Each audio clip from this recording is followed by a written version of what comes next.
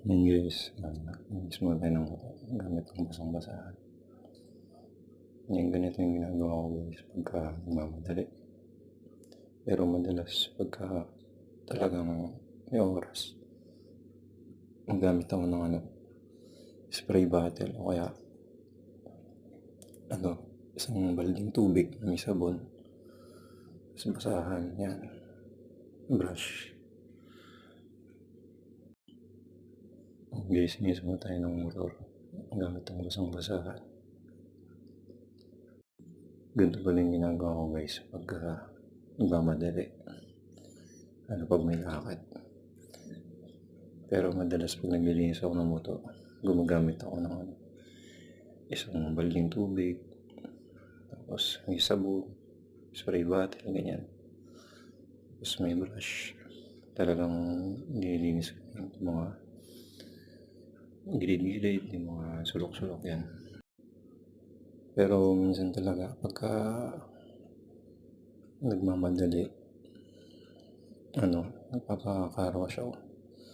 Pero nga, isip-isip ko rin, mas okay rin naman yung ganito. Basta check mo pa yung motor mo kung ano yung mga kailangan ayusin. Lalo na kapag may mga lumawag na pyesa, ganun. May gas-gas na nalalaman mo. Pero dati, ang ginagawa ko, nagpapalinis talaga ako sa car wash. Kaso nga, para mas makatipid, ganito yung ginagawa ko. Tsaka mas okay yung ganito guys kasi nalalaman mo yung mga parts na maluwag o kung may gas-gas o may dapat palitan, nakikita mo, nasi-check mo kasi siya. Yan. Pero yun, sa may mga talagang budget, okay lang naman din na nagpapaka-car-wash sila. Lalo na kung wala talagang time na maglinis kagaya nito.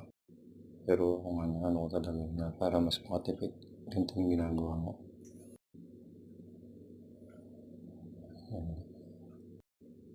Pawis ako na rin dito guys, exercise na rin.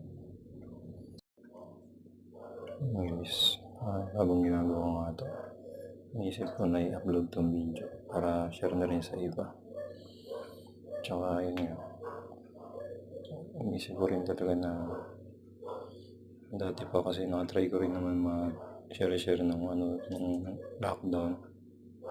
Pag-try kami mag-negosyo, ganun.